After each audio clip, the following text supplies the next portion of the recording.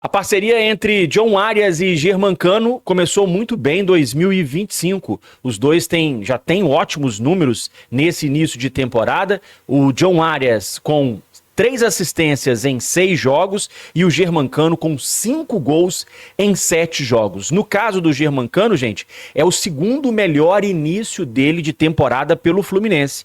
Ele tinha em 2023, na verdade em 2023, um início avassalador com 7 gols em 7 jogos.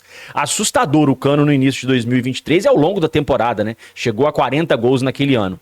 Agora, ele tem 5 gols em 7 jogos. Números também excepcionais, dá quase 1 gol por partida. 2 gols de pênalti, é verdade, mas já tem um início muito melhor do que, por exemplo, do ano passado. O ano passado, nos 7 primeiros jogos, o Cano tinha 2 gols e 1 assistência.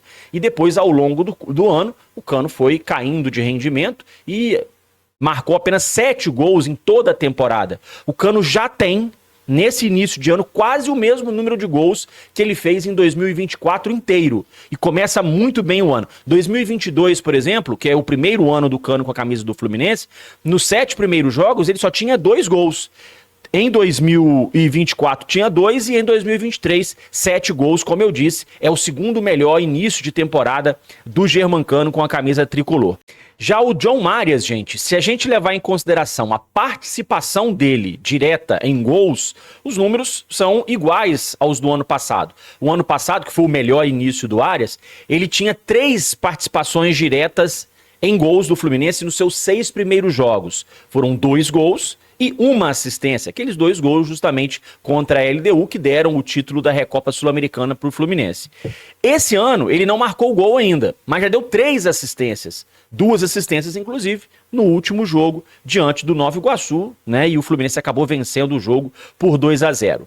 O Arias, desde que ele chegou ao Fluminense, ele já tem incríveis 43 gols e 48 assistências. Números impressionantes. Ninguém no Brasil deu mais assistências no futebol brasileiro a partir de 2022 do que John Arias. Não tem a mesma mídia, não tem o mesmo destaque na imprensa que alguns queridinhos por aí, mas é hoje um jogador extremamente decisivo e importantíssimo para o Fluminense. Não à toa, vários clubes do Brasil chegaram a sondar o Fluminense, havia possibilidade de contratar o John Arias. Claro, o Fluminense não vai liberar o seu principal jogador para um rival brasileiro. Por outro lado, o Germancano está perto do 100º gol com a camisa do Fluminense. Domingo ele chegou à marca de 96 gols e 12 assistências. Números realmente impressionantes do Germancano, que fatalmente chegará a essa marca, vai ultrapassar essa barreira dos 100 gols com a camisa tricolor. Se a gente somar todos os gols e todas as assistências de Cano e Arias pelo Fluminense, a gente chega ao impressionante número de 199 participações em gols, somando, né, os 2 jogadores. Tomara que esse bom início de ano possa se estender ao longo da temporada para que a gente tenha muitos gols e muitas assistências por aí. Está no ar o canal Ligados no Flu, o canal de notícias da torcida tricolor, com a apresentação do jornalista Rodrigo Dias. Um grande abraço a todos, obrigado pela presença, pela audiência mais uma vez aqui no canal Ligados no Flu. Sempre um prazer contar com você diariamente aqui no nosso canal. Não esqueça de deixar o seu like, de fazer a sua inscrição aqui no canal e também me diga nos comentários o nome da cidade de onde você nos acompanha. Gosto de saber de onde você está assistindo os nossos conteúdos. Para mim, a sua presença é muito importante. Vamos começar então com o noticiário, gente. Falando sobre a nota oficial divulgada ontem pelo Fluminense sobre a mudança de horário no jogo entre Fluminense e Bangu no próximo domingo. O jogo estava marcado para 19 horas, depois passou para 18h30, depois passou para 16 horas. E o Fluminense emitiu a seguinte nota oficial, hein? O Fluminense informa que a alteração do horário da partida de domingo contra o Bangu foi uma iniciativa da FERJ, por critérios técnicos, obedecendo ao princípio da isonomia, que prevê que todos os clubes que disputam vaga nas semifinais do Carioca devem jogar no mesmo horário. e em consonância com as detentoras de direitos de TV e também a Polícia Militar. Ou seja, o motivo da mudança nada tem a ver com o pedido do clube por causa da FluFest. Então, nota oficial do Fluminense informando que essa alteração no horário foi uma iniciativa da Federação de Futebol do Estado do Rio de Janeiro, obedecendo o princípio da isonomia, ou seja, igualdade para todos os clubes. Só que a gente lembra, como eu mostrei no meu vídeo de ontem aqui, que no ano passado o Fluminense jogou a última rodada às 4 da tarde e o Vasco jogou às 18h10, sendo que Fluminense e Vasco disputavam uma posição na tabela de classificação. O Vasco tinha 19 pontos, o Fluminense tinha 21. O Vasco jogou contra o Fluminense, contra a Portuguesa na última rodada, já sabendo o resultado do jogo do Fluminense. Não teve isonomia, não teve igualdade, não teve jogo no mesmo horário. Mas aí agora eles querem que tenha isonomia. Ok, tudo bem. Mas que o jogo seja num horário que dê para os atletas, né, poderem atuar sem ser nesse calorão que está fazendo, nesse inferno que está fazendo, debaixo dessa lua que tem feito na maior parte do Brasil. E aí, por conta da pressão dos clubes que nos bastidores reclamaram com a Federação de Futebol do Rio de Janeiro, o Flamengo semana passada já tinha reclamado, e agora ontem também houve uma pressão junto à Federação. A Federação decidiu, então, que irá tentar mudar o horário dos jogos do próximo domingo. A FERJ, inclusive, emitiu nota também, dizendo que, diante da alta intensidade do calor no Rio de Janeiro, claramente prejudicial à excelência da prática do futebol, a todos os envolvidos no evento e ao torcedor, a FERJ, preocupada e atenta, está em contato com as detentoras de direitos de transmissão do Campeonato Carioca 2025 para, contando com a sensibilidade de todas as partes, ajustar os horários dos jogos da 11ª rodada da Taça Guanabara e as grades de programação. Eu só quero destacar aqui um trecho dessa nota, né? Porque a federação está dizendo o seguinte, que estava preocupada, né, com o prejuízo dos clubes por conta do calor, mas não se preocupou com isso no jogo do Fluminense domingo, né, que jogou às 4 horas da tarde. E outra, está dizendo aqui que está em contato com as detentoras dos direitos de transmissão para poder mudar esses horários.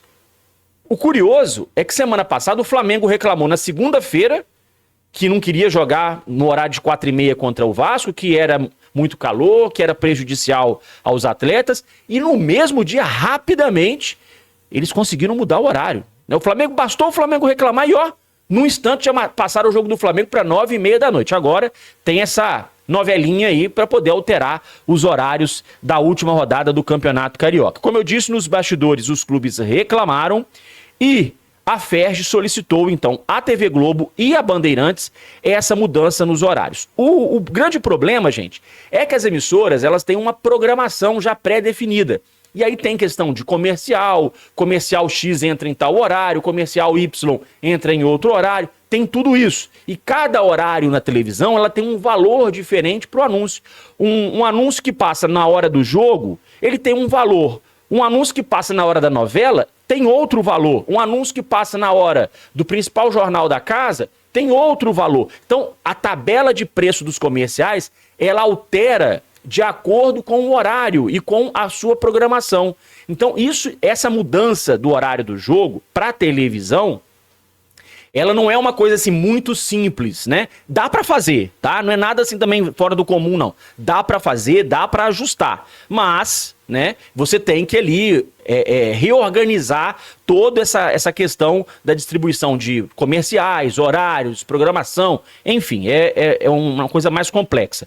Então, a Federação de Futebol do Estado do Rio consultou a Globo e a Bandeirantes, porque o jogo do Flamengo no sábado, 4h30, é o jogo da Globo. E o jogo das 4 horas no domingo, Vasco e Botafogo, vai passar na Bandeirantes. Então, a Federação teve que ouvir as partes para saber, né, qual que era a alternativa que as emissoras poderiam oferecer.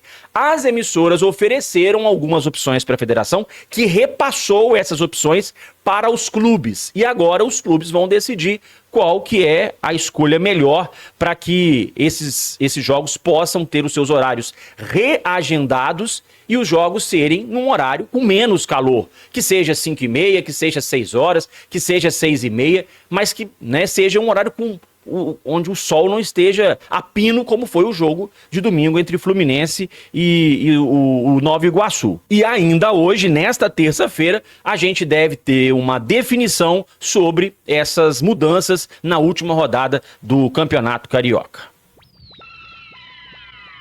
E para terminar, gente, olha aqui, informação que acabou de chegar para mim, hein? Informação sobre Fluminense e Águia de Marabá pela primeira fase da Copa do Brasil, partida marcada para quarta-feira da semana que vem, dia 16, às 7h30 da noite. Atenção, o Águia, a diretoria do Águia, enviou ontem para a CBF um relatório do estádio Rosenão, na cidade de Paraupebas, já com todos os LEDs instalados para melhorar a iluminação do estádio.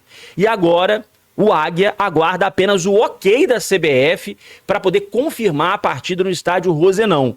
O Águia já tinha enviado todos os laudos do Corpo de Bombeiros para que o jogo fosse realizado no Rosenão, mas faltava essa questão da iluminação. E agora o Águia aguarda apenas o ok da CBF para que essa partida seja confirmada para a cidade de Paraupebas, que fica a 170 quilômetros de Marabá. Outra informação importante, tá? Foram instalados, como a gente vinha falando aqui, foram instaladas estruturas metálicas para aumentar a capacidade do estádio Rosenão. A arquibancada de concreto terá 4.100 lugares. Já a estrutura metálica vai contar com mais 3.000 lugares, totalizando 7.100 torcedores, capacidade para 7.100 torcedores, quarta-feira da semana que vem no estádio Rosenão, na cidade de Paraupebas, no Pará. Falta agora apenas a CBF confirmar o local do jogo, mas está tudo muito encaminhado para que esse jogo seja no estádio Rosenão. Meus amigos, é isso, tá? Muito obrigado, grande abraço, boa terça-feira a todos e até a próxima.